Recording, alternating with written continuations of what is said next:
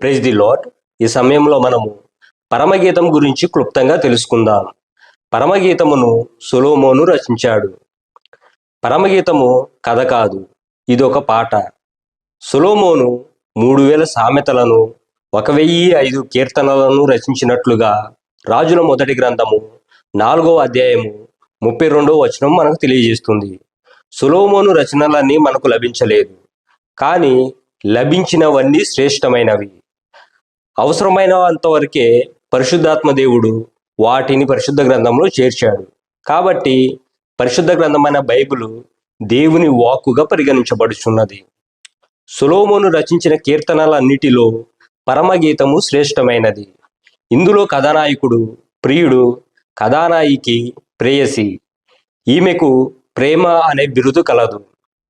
యేసుక్రీస్తు వారిని ప్రియునిగాను సంగమును ప్రేయసిగాను రచయిత వర్ణించాడు. యూదులు పరమగీతాన్ని పవిత్ర గీతంగా పేర్కొన్నారు.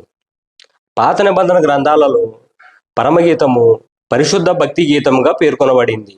ఈ చిన్న సమాచారం మీకు ఉపయోగకరంగా ఉంటుందని నేను భావిస్తున్నాను. ఆమేన్.